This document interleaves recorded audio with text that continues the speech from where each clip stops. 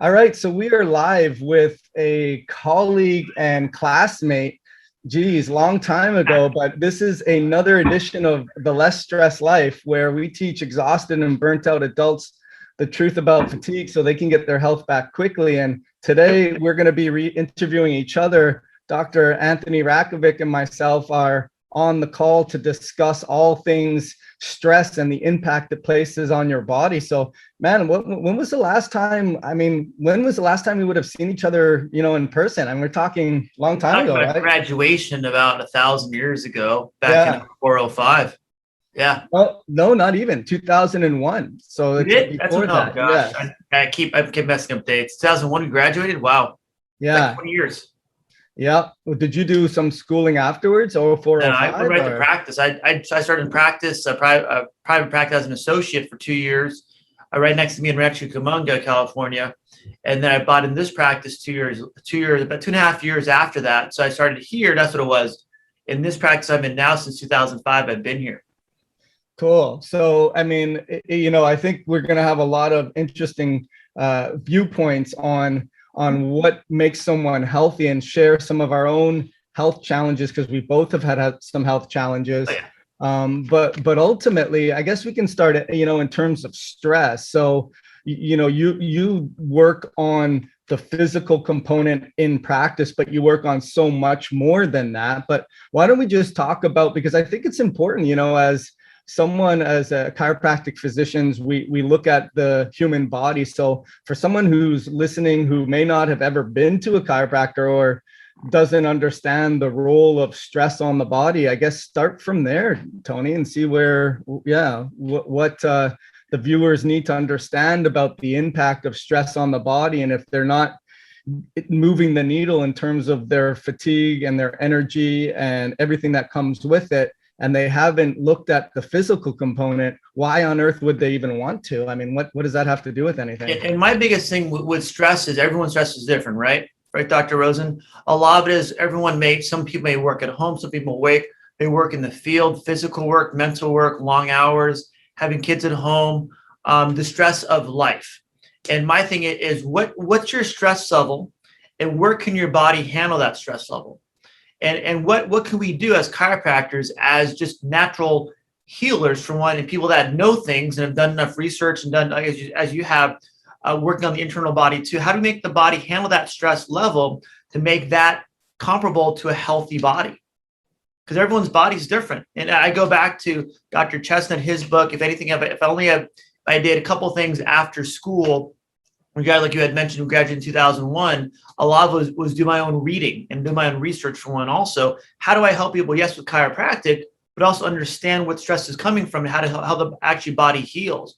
A lot of it is when your body's under stress, as you know, our body's hormones shift to more of a stress state. How do we get that shift, if that's been there long enough, back to a more healthier, balanced state? My job in my office is to look at the structural perspective, and can we move bones to take the pressure off the nerves to make the body heal properly? Once the nerves are relaxed, I tell my patients, once the nerves relax, your body will start to relax. If we keep it there at a relaxed state over time, that point your body resets to more of a relaxed state and hopefully a happier state to handle that stress level, whatever that might be. And by adding at home, exercise at home, start stretching, start even strength training, also just at home things, simple things to make your body want to feel good. If it feels good long enough, wants to maintain that feeling good. Yes, stretching might be addictive. Yes, working out might be addictive because it's good for you. Not just feel good, but good for you. So internally, your body starts shifting, as you know, to more of a healthier state. So that becomes your normal state over time. And everyone's different, right?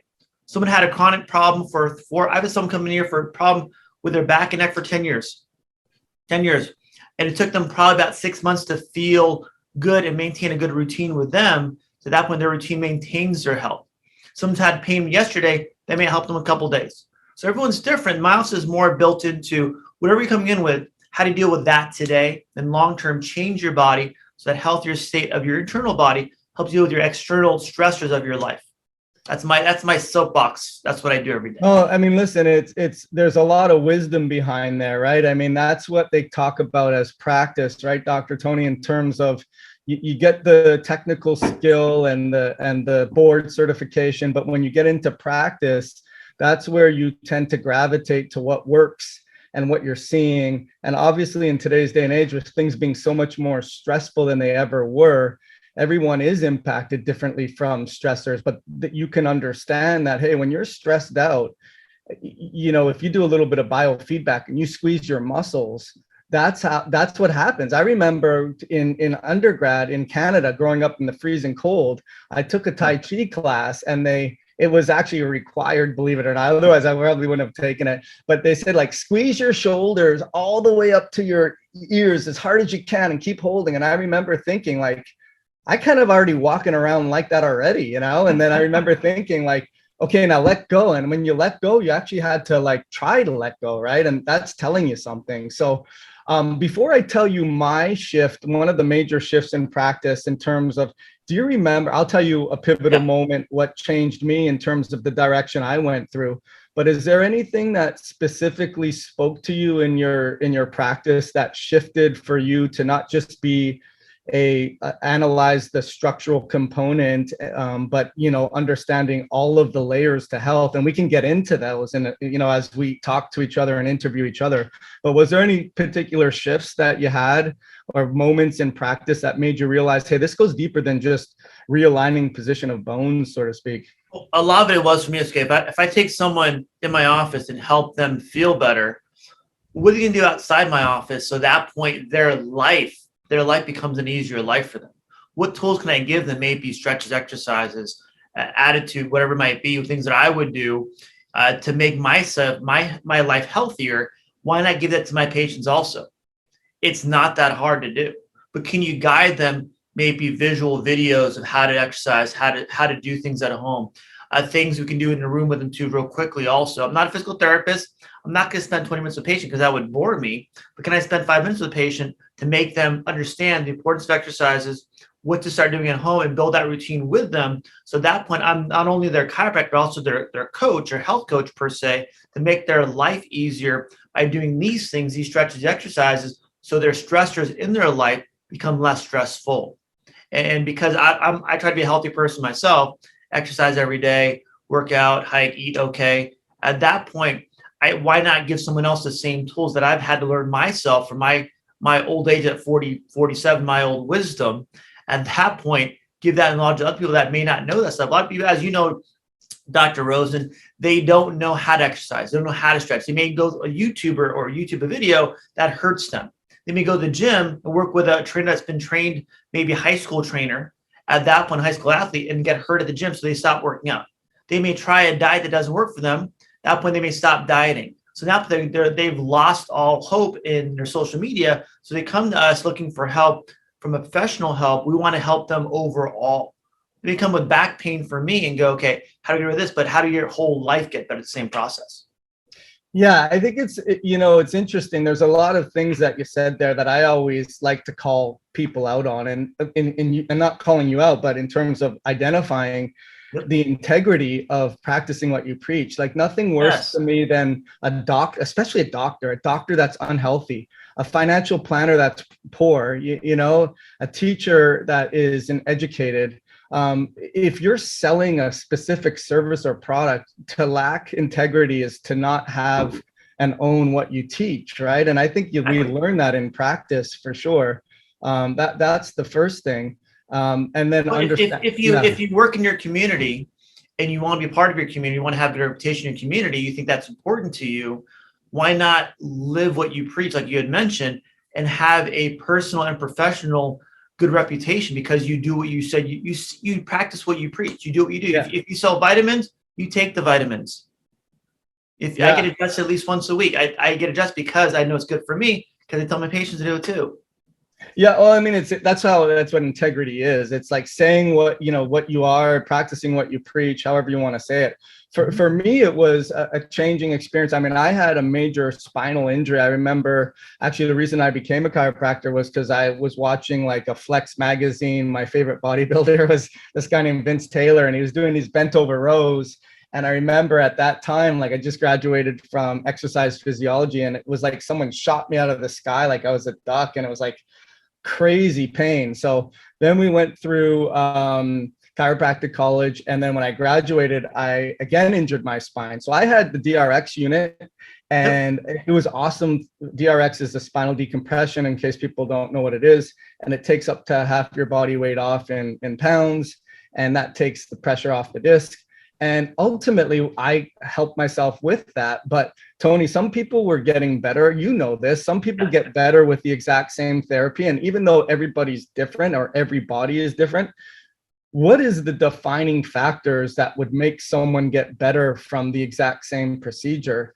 And I think one of the things that I looked at was I started, hey, let me look at your blood work. Let me see if you have some signs of inflammation, or, let me see if you have any blood sugar imbalances, or you're bringing oxygen effectively to your cells. But I think probably the most important, we could probably go down this rabbit hole a little bit, is the best or the most effective clients are the ones that, they're justified in feeling like life's not fair, or this shouldn't have happened to them.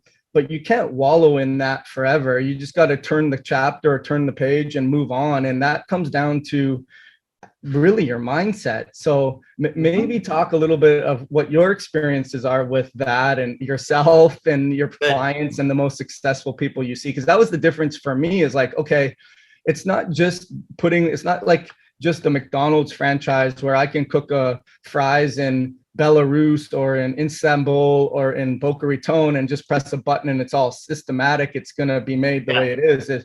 There's some nuances, or everyone's different. And that's what made me realize, okay, I want to get into everyone's different. Let's harness that. So, but as far as like, what are your experiences you find with your most successful clients?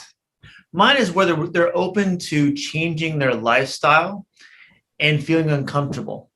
When I say feel uncomfortable, what I mean is they want to feel, I want you to feel different, because we're going to cause change in your body. I'm going to show you a stretch to start doing right now, and I'm going to help stretch you to the point where you're going to be uncomfortable. What I mean by comfortable is not going to cause pain, it's not going to cause injury, but can we get it to a higher uncomfortable level where your body can feel stress, to get over that, to make your body handle more stress, to cause a change in your body. At that point, you feel, yes, I'm changing because I'm uncomfortable. And I think that sense is my number one factor to help people understand I have to do more for my own body to make my body change to a healthier state.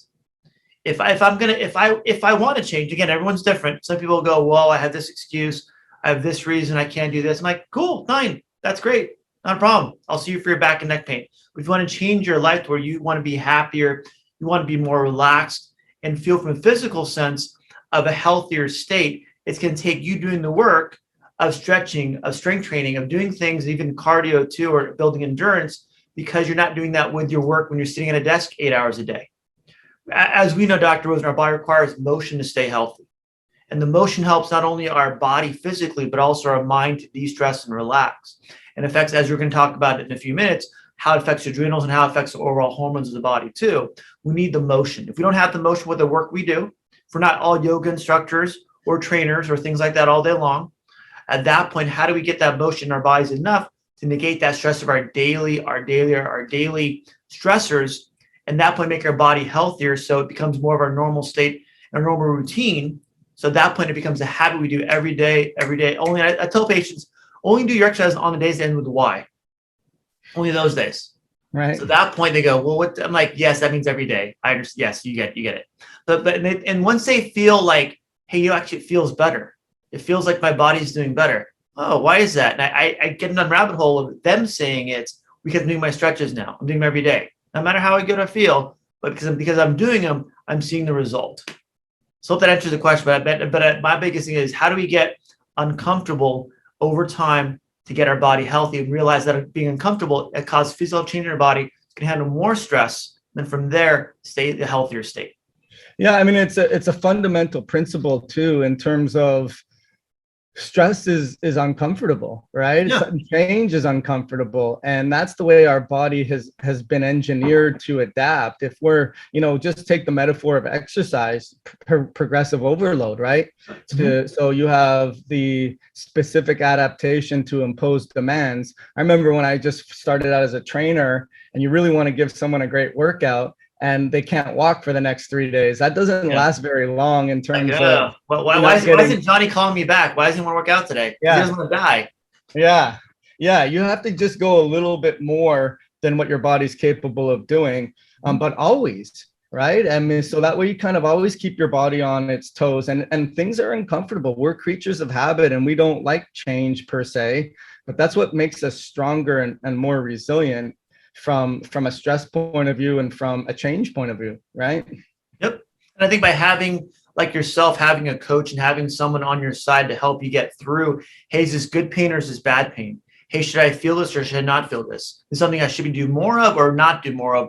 When you start walking through someone that naive just doesn't know what to do, that's when you're guiding him and building him, you're helping him build self-confidence that they are doing the right things. And over time, as they see results, then they can build on that and build on that to get more confidence. So at that point, they feel that they're in the right track of health.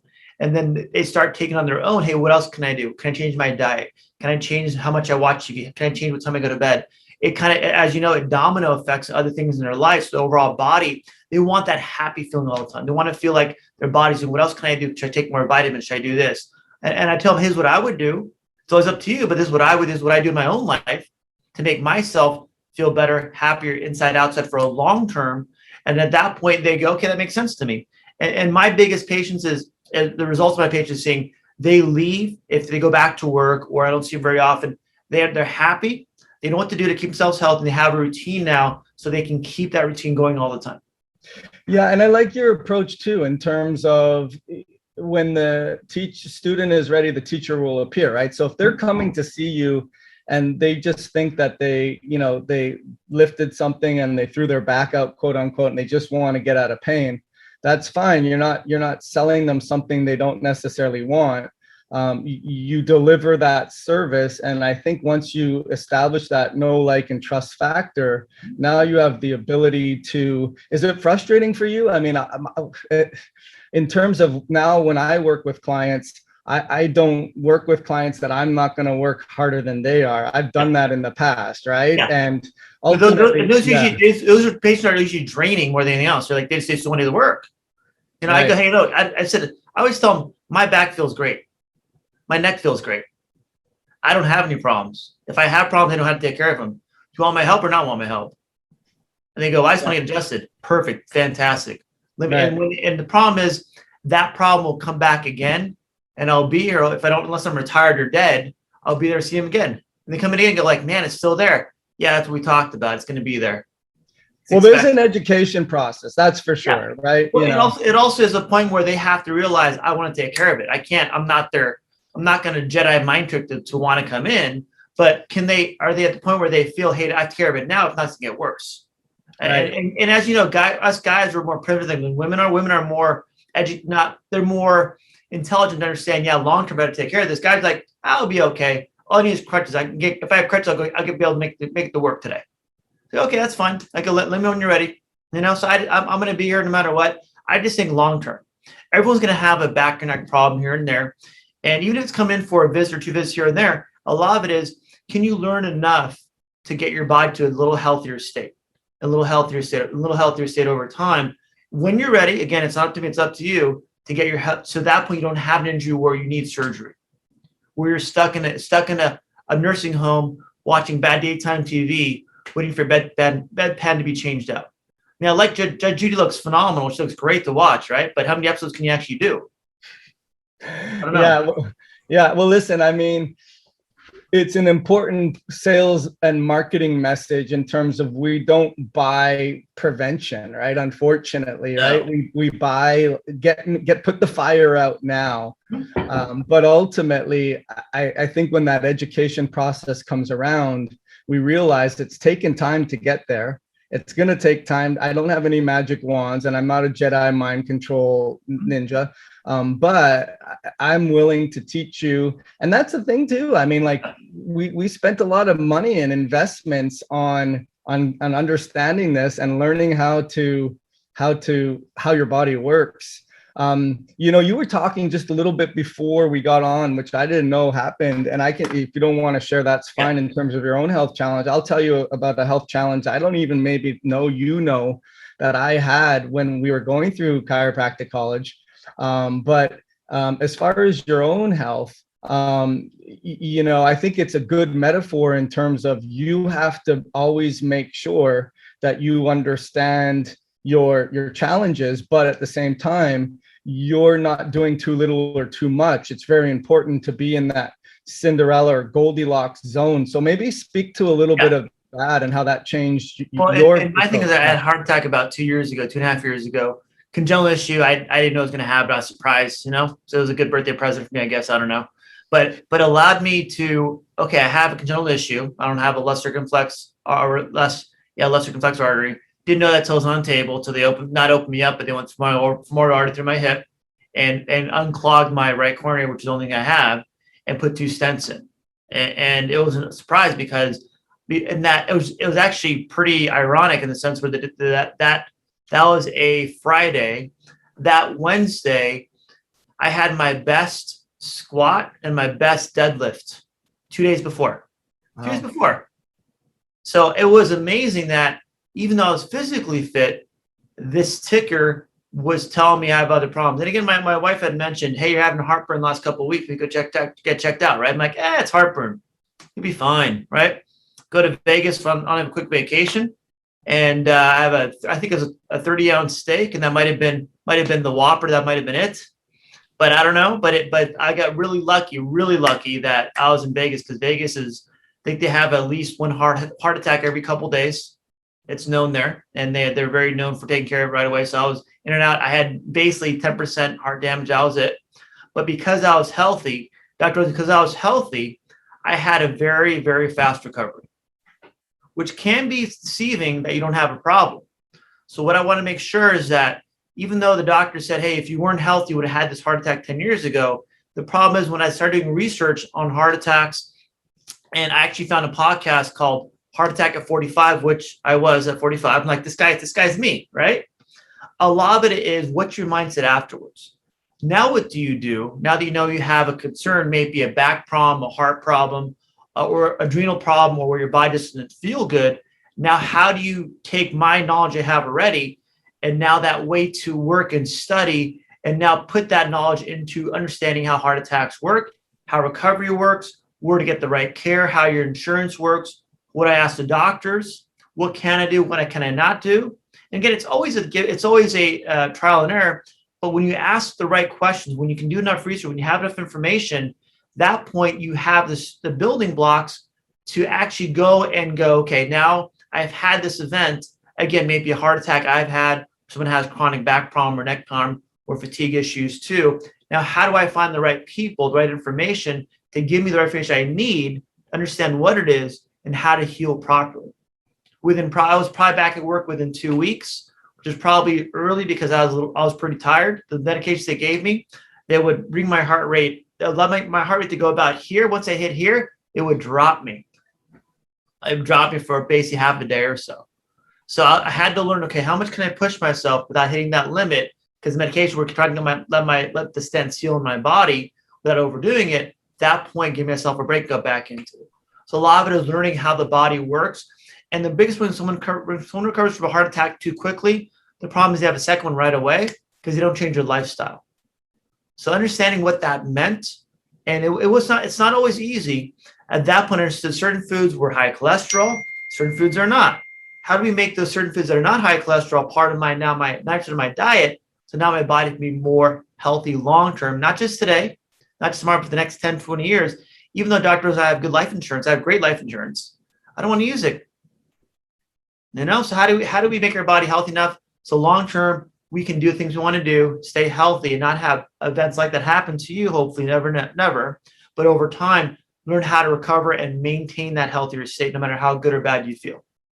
Yeah, I'm sure too, like, thanks for sharing. And it's definitely a scary thing. As far as the two things there that I would take out of, maybe you could speak of a little bit too, is like, health is a verb, right? So you were able to learn.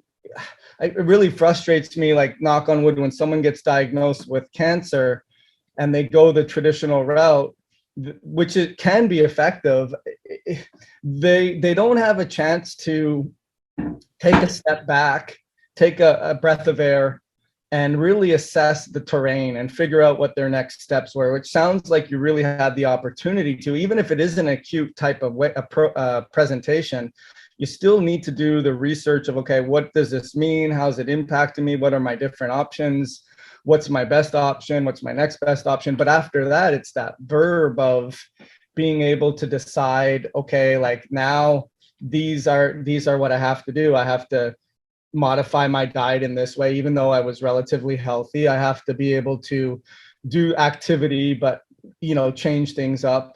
I don't know if like, so when we were going through chiropractic college, we were big into like, everyone was studying really hard, lots of caffeine. We were continuing to work out. And then I remember you had energy drinks also. Did you like Red Bulls, or was the other one we had? This is a thing. It wasn't Red Bulls. It was back in the day. It was the Twin Lab and the Rip Fuel and the Diet Fuel. So Classic. Those were the things that had the Mawang and the ephedra. So anyways, I lack of sleep, lots of stress, finals, and whatever exams we had going on. And I remember running across campus because I was late, and I went to leap over like a little hedge, and I landed wrong. I twisted my ankle, and the pain was so intense, like I fainted. I did faint. And then the next thing I remember was I was looking at the campus from side angle, and I kind of vaguely remember like having a seizure, and I got up, my eye was bleeding, and it was really scary. I remember thinking, I think I just had a seizure. Like I kind of remember like, wigging out on the floor and remember, and that was, I actually like, okay, I got to stop taking Rip Fuel, right? That's not a good thing. Maybe that's what it is. Yeah, right. Well, it was part of that, right? But I mean, sometimes I guess the way, I guess where it connects to your story is you got to look at some of these trials or these scary health moments as blessings, right? I mean, as exactly. Sort of a wake-up call of putting the smelling salts under your nose and making you realize, okay, dude, you can't keep on this way. I mean, this is not healthy for you. So unfortunately, I guess a lot of our clients don't ever have that wake-up call, or they don't, I guess, yeah. Well, I think a lot of it is they don't have a why they want to get healthy. And it may not be about them, maybe about their spouse or their girlfriend or the family wants them around. Maybe they have kids that want them around. Sometimes it's not even about them. Right. So how do they find a specific why to make them want to change not their activities yet, but their mindset? Hey, this is real important. You got to change everything. It's going to feel uncomfortable. It's going to feel weird. But how do I change what's been making me get through life? My sprint's been okay, but my marathon sucks. I'm not gonna finish the marathon. I'm gonna be on the sideline over here if I don't take my health seriously. And everyone's different, right? And it's not my choice or your choice; it's their choice to make first. I remember my dad; he had a heart attack. He passed away about 7 years ago. Actually, longer than that, probably about 9 years ago now. And he had a heart attack, and he was on the Great American Diet, USA. Right?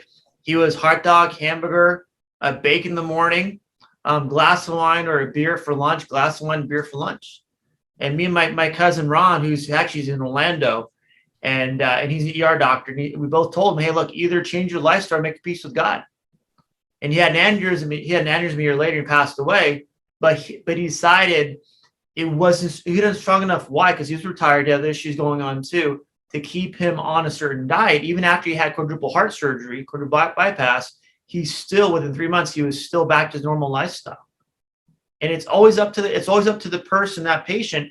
And again, I'm not going to say I'm going to go to your house and tell you what to do, but I wouldn't give you options, Dr. Rosen and I, what you can do to get healthy. That's our only job. Yes, I love to see my patients do well, but I don't take it personally when they don't want to get healthy, because it's up to them. I said, if you're not changing your lifestyle, make sure you have good life insurance, you'll be fine. At least your family will be able to be taken care of. I would say jokingly, but again, it's always up to you. And you have to want to change. If not, again, the meds are there for you. The surgery's there for you. Nursing homes are there for you for one too. You can do what you want to do. This is America. It's not communist Russia or North Korea. Is Canada communist yet or no? I think after the virus that I'm starting to have second guesses of if they are or not, Yeah.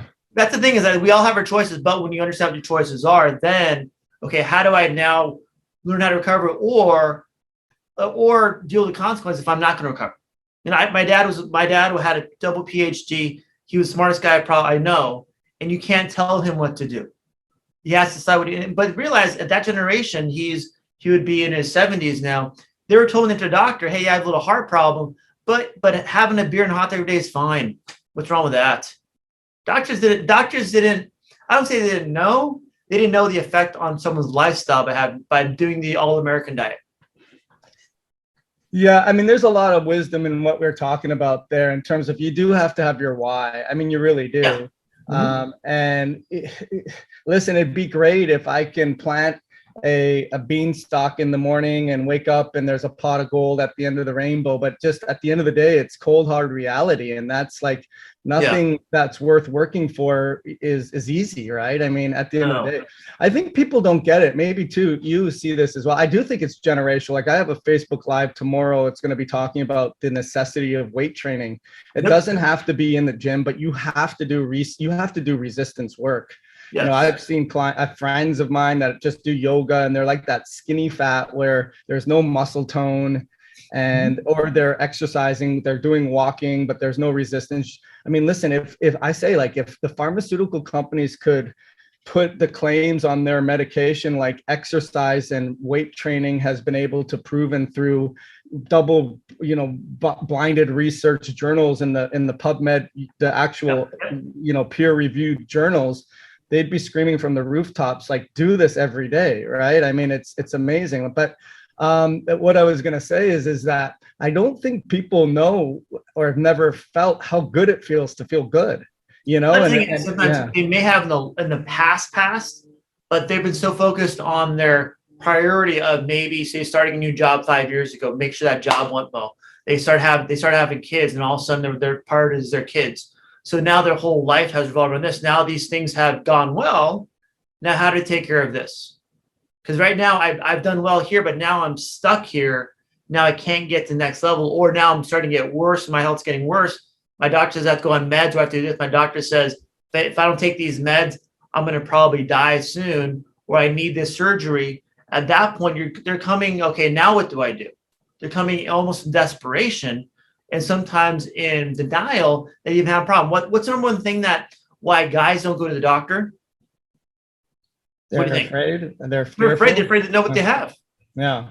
They know they're overweight. They know they're lethargic. They know they have a bad diet. They're afraid to be told you have a heart problem, you have a lung problem, you have a liver problem, you have cancer. So they'd rather not even go. They wait. Most guys that come in here, I mean, I'm sorry, not most guys, but on average, people in my office, on average, more guys come in that are in extreme pain, emergency relief they want, because they waited way too long. I had a couple, his wife drove him up to the front door because he couldn't reach the door. He had to grab on the door once he opened this car door to get into the office. I had a guy come in and I actually, is my partner on a Saturday, we're seeing patients all day long, all morning long. And one of the patients comes back and goes, I think there's a guy on all fours out front of your office. I think he needs your help. He was one of our patients. He's like, I got in my car and fell on the ground. I can't do anything. I figured someone would come eventually, come down to your office and ask a question. We got one of our stools out, put a stool underneath them, and rolled them in the office. It's embarrassing, but it's true. Most guys will wait till the last minute to get help. Once they go, okay, I can't do anything. I've exhausted all my resources. I give up. So how do we avoid people from getting it? Once they get there, as you know, then they're stuck in the medications. Then they have a heart attack. Then they have surgeries. That is irreversible. So, and Joel, what you do, and kind of reversing, if that's okay with you, how do you help people get to a lower stress level? You have a great following. You do great talks. I've listened to you forever now. You're like my adrenal fatigue person. How did you build this up? How did you get into this? It was from like, so graduating from chiropractic college, over $200,000 in debt. My wife at that time was probably 7.5 months pregnant with twins. Wow. And we were moving across country, let alone from a different country to a new country. And, you know, I joke around, but this is true. The Canadian dollar when I was going through chiropractic college was like 67 cents. So for every dollar that I had in loans, it went for 67 cents. And it was the only time in history, when you know, it went, or not in history, as long as I know, that when I graduated, the dollar was actually worth more than the American dollar. So I got double whammied. And then I injured my back again. So I was overwhelmed, stressed, exhausted. And I say this story a lot, where someone came in and I had an acupuncturist for a patient, and he brought me in a book saying, why do I have, thyroid problems, even though my lab tests are normal? And I thought, I don't have thyroid problems. Like, that's not a problem for me. So anyways, I finally ended up reading the book, and I thought I was a pretty smart guy. I had 2 undergraduate degrees and chiropractic degree, and I never heard of this thing called adrenal fatigue. And there, like, practically there was a picture of me with the description, like, can't handle stress very well, crashing in the middle of the day, motivation, libido, hormones, brain fog, all of the blood sugar imbalances, hypoglycemic stuff. It's like, this is me. It was like an epiphany, like the clouds parted, and I was like, oh my gosh, this is what I need to be doing for my career. But, I would say that the most successful clients we have are the ones that, from what you see as well, in terms of that mindset, and a lot of the nuggets we talked about, Tony, in terms of it's a journey, it's a verb, and life is unfair. But ultimately you have to, and that's what you're talking about earlier, is you have to take control, autonomy of your health. And it's not someone else's responsibility, it's your responsibility. No one's going to care more than you are to get healthy, and it's worth it. And I guess I would say, just to echo from what you were talking about earlier, is the body is amazing. Like, you've seen it too, in terms of the body's really forgiving. Like, you could have 90% or greater occlusion of your, coronary artery, or you can see like a smoked set of lungs that look like they're black and charred, and that person stops smoking, and 5 years later, 10 years later, 15 years later, they have, even, at 80 years old, research shows that you could still build muscle and create mitogenesis, or create mitochondria that build in the muscle. So I guess the bottom line is, the successes are having suffered yourself, number one, knowing what other people are going through, and be able to care. Like, it's, excuse the language, but you can't teach someone to give a shit, right? I mean, you can't. Like, Facebook is going to ban us, you know that, right? Oh, are they? Probably, I don't know. Oh, I'm sorry. Okay, let's take that away. But you can't fake that. You can't fake caring. And I'm sure for you, the same with me, when you see some people's lives change, that is worth more than the reward of whatever you would get financially, right? From seeing people change. And then ultimately knowing that the power of the body can heal itself when you give the right information, and you get rid of the wrong information. So that's kind of like, it's complicated, but it's also simple too, right? It's like we learned in school, right? I mean, if the body's self-healing, self-regulating, why not use that to then expand it to different knowledge, and then that different knowledge then for different applications, and how the body can heal from the inside out. It's very, like you said, very basic. Then how do we use that fundamental philosophy to build on and practice that, and have our communities learn what that might be, and their mentality, their perception, and build that up from their knowledge, their own experiences, and make their lives better. That's our goal, right? That's our goal as a healthcare, not even not chiropractor, as a healthcare practitioner. Our job is to make people's lives better. Yeah, well, I'll tell you one thing that I think it's important that we're talking to you too, because I will never hide away from the fact that I'm proud that I was trained as a chiropractic physician that helps people realign the physical, their physical body. Although I told you, like, 95% of my practice is now online, and someone goes, how do you adjust people online? I was like, well, it's not a physical adjustment, but one thing I see that I think is important for people to listen to, or to understand, is I've seen them now. You've probably seen them now. There's some doctors in our areas that do very well, and they're younger doctors where they do the TikTok videos and they show the adjustment, and they're like really doing like a very. How do you feel about that? I like the idea of, we kind of are, I don't know, insecure as a profession, or I find that people don't understand it. So then we've had to deal with that. Oh, you're not a real doctor kind of thing, or whatever it may be. That. Yeah, great. how do you feel about, like, well, number one, like how important the actual technique and the actual skill set that we do that impacts a person's health is profound, number one. But as far as, and that's a missing link that people who are exhausted and burnt out need to incorporate into their strategy. But as far as what's, the trend of seeing how it's being marketed, like it's almost like the newer generation are intrigued by that, like, whereas the older generation, it sparks a fire that, hey, what is this adjustment thing? How does this thing work? And I understand what people are doing, because I've done some of those videos when TikTok first came out. One of my videos, let me see real quick, hold on 1 second. One of my videos on TikTok, is it called TikTok or TikTok? TikTok. Here, one of my videos here, what do I have? One of my first videos put out when it first started, way down here. I have 1.8 million views on one of my videos. Oh, wow. I have 1.2 million views on one of my videos. It's awesome. Both adjusting videos. Right. And one is more a compilation of different adjustments. One is just one adjustment of a student I had who's also an intern here at her school, to did a workshop at her school. So I think it's important to be everywhere, because the problem is, as you know, Dr. Rose, we graduated in 2001. The number one marketing tool, I think in the US, at least in my neighborhood, was the Yellow Pages. Okay? I have an intern right now. She's a freshman she's going to her sophomore year in college. She had no idea what the Yellow Pages were. Never heard of the Yellow Pages. Never heard of it. Never heard of it. She's a sophomore. She's going to go to sophomore year in college. That makes me feel old, because that's all we could do. You didn't really go out. We did some workshops here and there. You did some screenings, whatever it might be. Back when screenings you had to do, whatever it was, some of those. But beyond that, now everything online is online.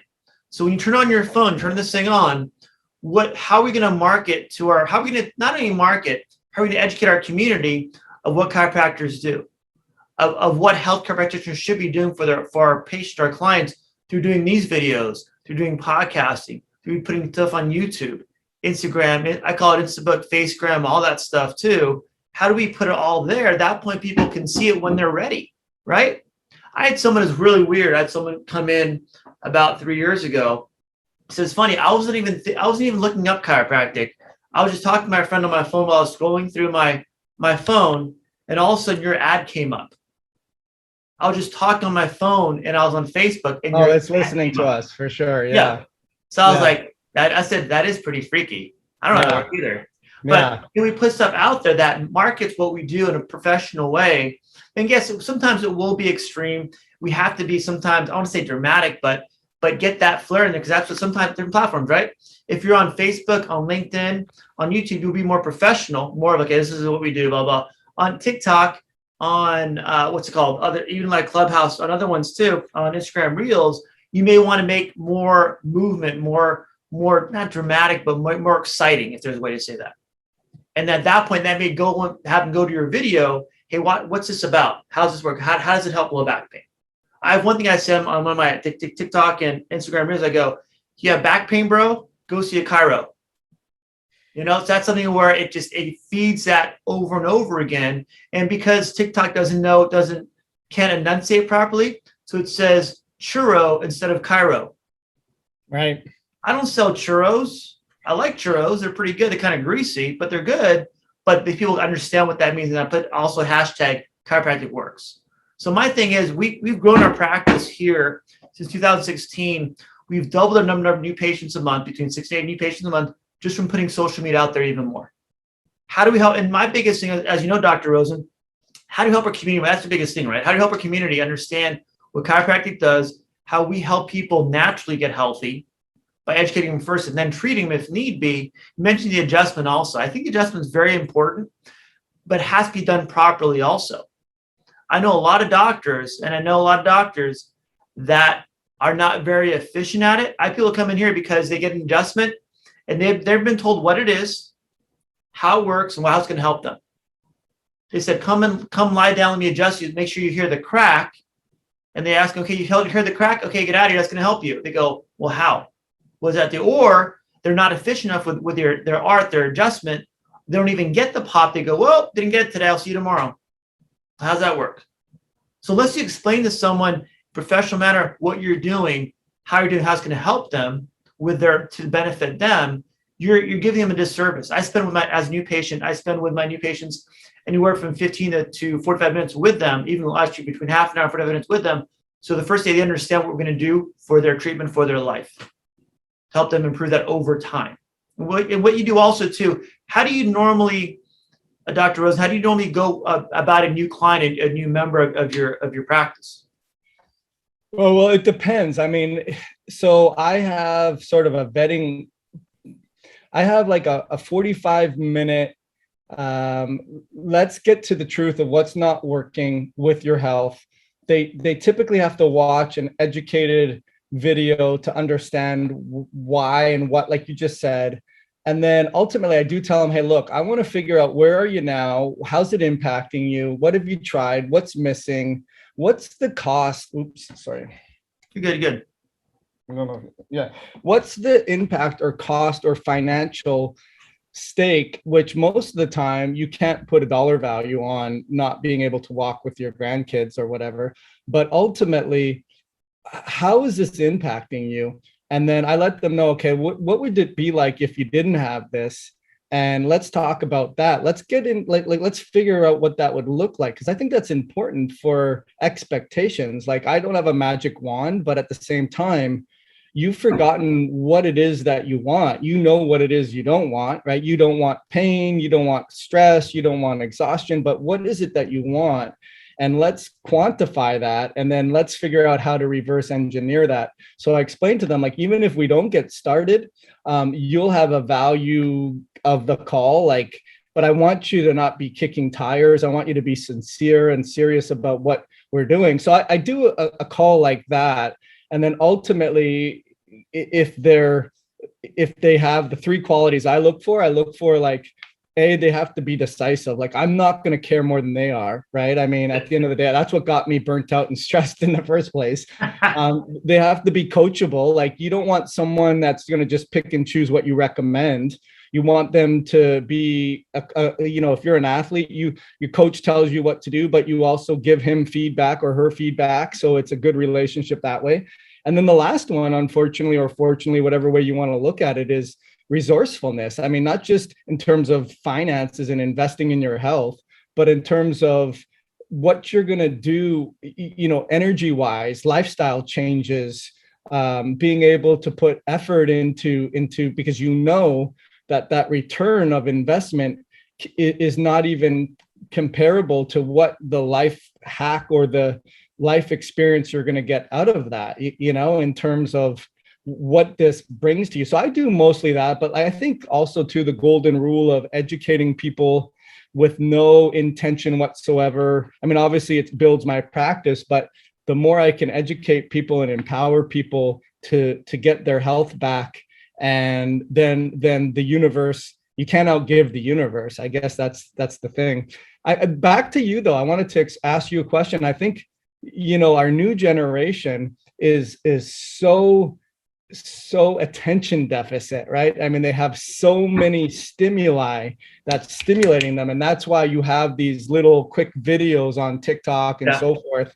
But and I think the lesson there is, they do show that one is more productive the less multitasking they are.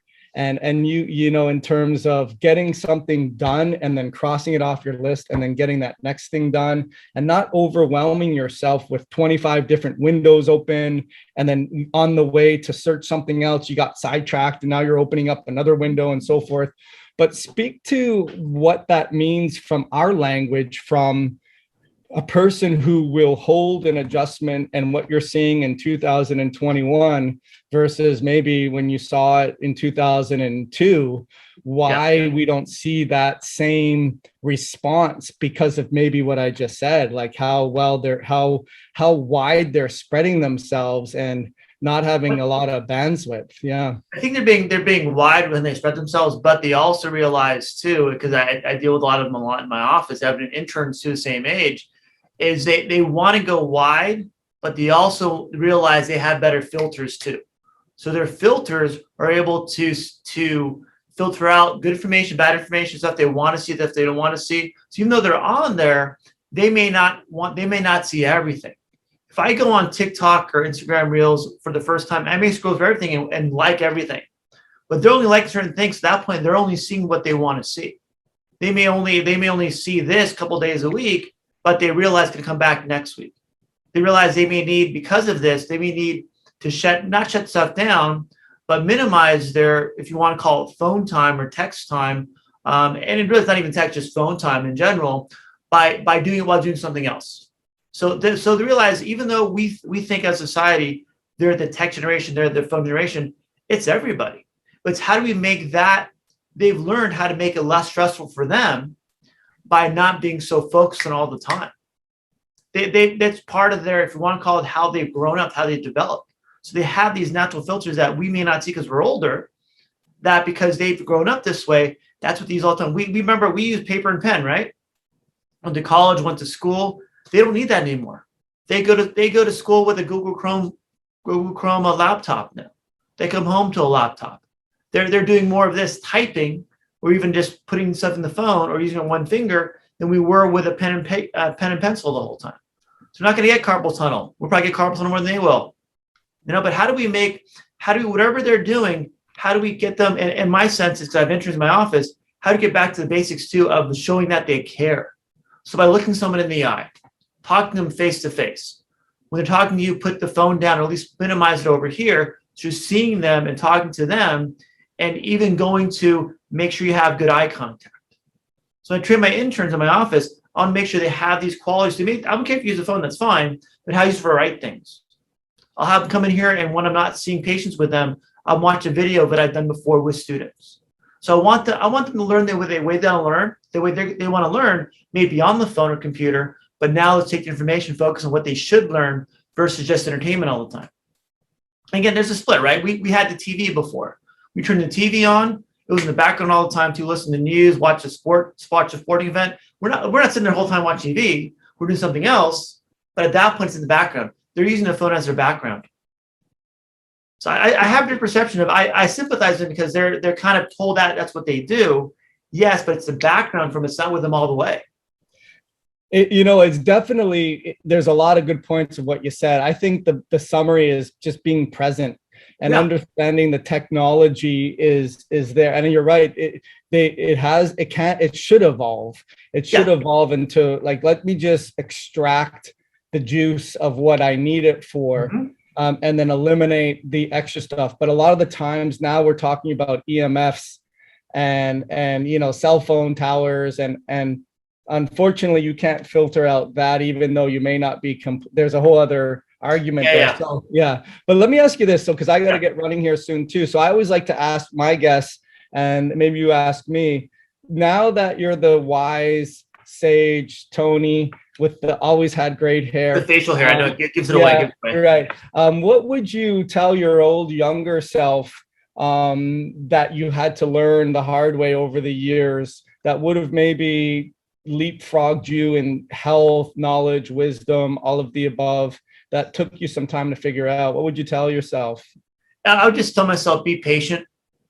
It's going to happen. Give it time. Try not to force it. Listen more.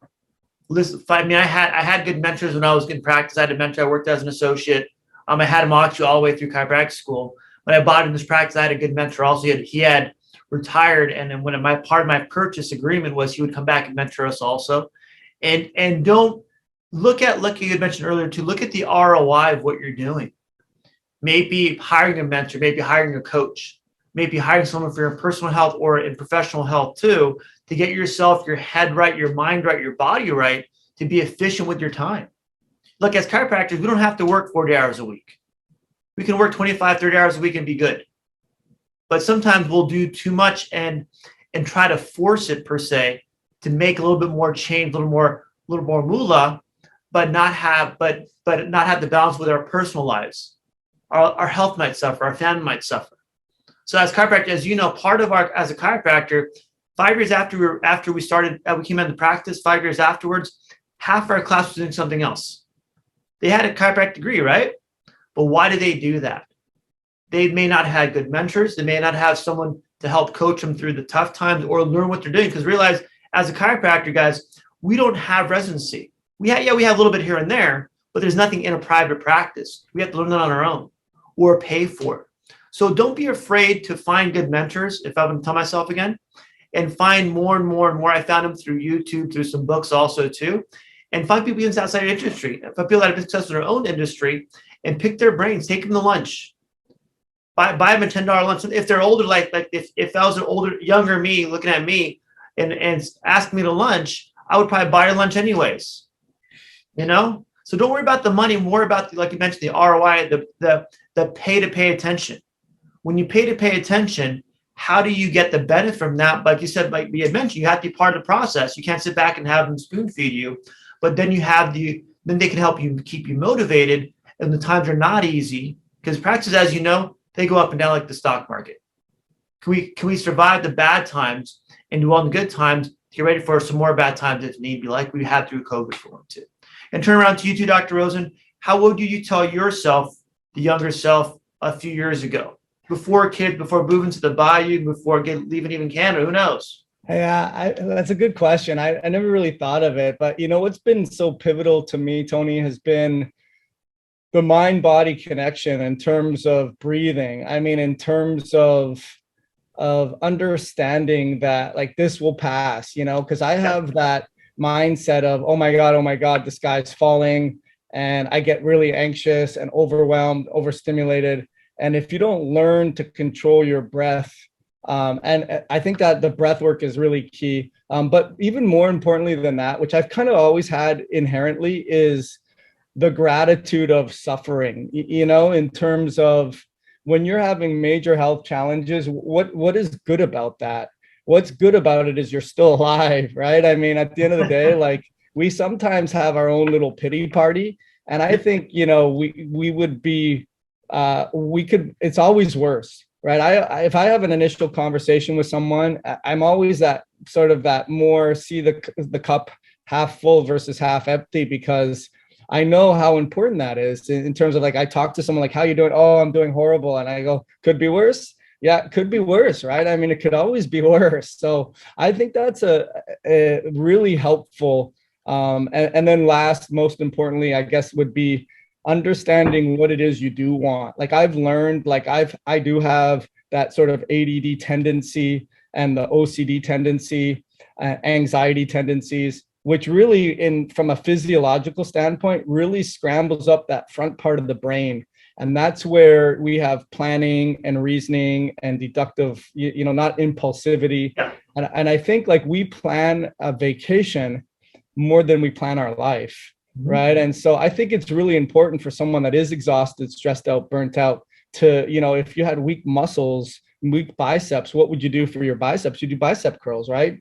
Yep. If you have overwhelmed, overstimulated, and you're just brain foggy and you don't have good planning, sequential thought processes, you're potentially impulsive, work that brain and start to think about like step 1, step 2, step 3, or most importantly, step 20, what is it that you want? And then slowly reverse engineer the steps and eat this is a longer answer than you expected. Eat the elephant in the room one bite at a time. Don't get overwhelmed. Like, oh my God, I got to eat that whole elephant and it's going to be too much. And then what am I going to do? And then then you don't even get started at all. So I think you have the experience of going through each step of being stressed now, understanding what it takes to get to that little steps to get to where you feel more relaxed and more, okay, I can take this elephant on because now I know there's other steps I have to do. And I think part of it, because we're 20 years, we're basically our 20 years past our graduation date. We have the experience now to realize we can slow it down. We can take our time. We can be like the old happy uncle that's in his 70s, but why is he so happy all the time? Because we've been there before. We understand, yes, life sucks right now, but this will pass. It may take time to pass. But me give you the steps like you do with your coaching, give you the steps how to get there because I've been there before. I can tell you how it feels. I can empathize with you. I read about it. I can empathize with you how it works and get you to step 3, 4, and 5. Use me. That point, use my, if you want to call it how I did it wrong or did it right, and not reinvent the wheel. You're giving someone a way to take a shortcut how to get there faster. So at that point, they don't do all the steps that brings them down versus just brings them up the whole time. Why not? Why wouldn't you hire a coach like you? Yeah, I mean the greatest do, right? So as far as like looks, and so hopefully people that are watching this are in your area. So I'll definitely put links to wherever we people are going to be listening to this. Yes. But how do they, where are you, just so people can hear where you are and how they can see you come in person? If you're looking out from the world perspective, we're in California. Okay. Right. You California, about an hour east of California is Ontario Airport. It's an international airport now. It is. That's where some of the coronavirus came from. Thank you very much. From China to Ontario. Then from there, if you go about not even an hour, like 20 minutes north, there is Upland. I'm in Upland, California. Like I'll send you my links to my YouTube channel, my Facebook, everything else too. Look at my biggest thing. If you want to get healthy from a physical perspective and you want the tools to get there, look at my playlist on YouTube. How to exercise, how to stretch, how to move. Why is it important? I've done over 200 interviews with people in my area, and even that's not very based on Zoom. I've done one even from someone in London, and I think that was my furthest one so far. And there's about scoliosis, how that works. So with the coronavirus, with doing more of these, Dr. Rosen, with Zoom, allowed us to expand our knowledge more. And if you want to learn stuff, learn stuff. You just have to spend the time and do it. Give yourself that grace to go, hey, I'm going to spend an hour on YouTube looking at videos how to get healthy. If I have a problem in my car, my house, where do I go first? YouTube. Why not your body? Yeah. And consistency is key too. I mean, Yes. It's interesting, like you're still doing it. And in the beginning, it's like, oh, no one's listening to this. And is it even worth it? But then it is worth it because just one person who listens to it. And, I had someone the other day, I was at a Whole Foods, and it was so weird. It's like they came up to me, it's like, oh, I've seen you on on YouTube before. I was like, well, really? Yeah. Yeah. So, I mean, I think the whole purpose, which I think we could probably boil down to a common denominator, is the passion to help, at the end of the day. I mean, what it's like no one gets into this profession by accident, right? At the end of the day. So one thing is, there's no pharmaceutical company going to back us to go market for us. We have to either pay for someone to do it for us or do it ourselves. Because we have decent personalities. I remember in school, you're always the joker in school. I remember that one time or not, as a side note, we were in a biochem class, and they kept asking your name. Oh, yeah. And you kept going, and well, your name. I remember, like, oh, great. It's like 8:30 in the morning. Like, why is this guy starting crap 8:30 in the morning with these professors? But you had such a passion. You were always likable, Doctor. I'm being sincere. You're always a likable guy. Everyone was always your friend. But you had that sincerity, like you're backing another student up because they're harassing their student, maybe a cultural thing. You're like, what's your name? Let's go to the office. Let's go. I'm like, oh my God, this guy's gonna get out here. I got in trouble actually. I was like, yeah. But you're backing someone else up. You felt the passion to help people back then. Yeah, that's interesting. I remember that. Hey, listen, big hugs, man. I remember it's interesting because we went to student, just to finish that story off. We ended up going to student services, and they had to contact like who was the student advisor to the teachers, and it turned out it was me because I had volunteered for being the student. So like I got but listen, I didn't like the way that the professors were interrogating someone, asking but anyways, that's a lesson learned. Sometimes you got to learn to hold your place. It's not worth it. And that's but it was worth it for to show that passion to everyone else. Go, hey, why is he harassing everyone? I mean, some people went to school with, right? Like anyone in healthcare, some people are introverts, some people are extroverts. You have both. So why not use that skill, that personality you have, like you are right now, to put it out there, put the word out there. That's why you have such a great following on Facebook, on TikTok, and everything else, because you put your name out there. You've done that. You have the knowledge. You can vocalize it and verbalize it and show your face because you have a good face. You have a good face. At that point, things are working out well for you. That's why you're so successful, sir. Well, you too as well, man. Listen, I appreciate your time, and I'm glad to catch up with you. Let's not wait another 20 years before we have one of these. I'll be dead by then. Who knows? Yeah, no, we'll be going the second lap. But anyways, man, enjoyed talking to you today, my friend, and we'll catch up real soon. Thanks, buddy. Have a good day. You too.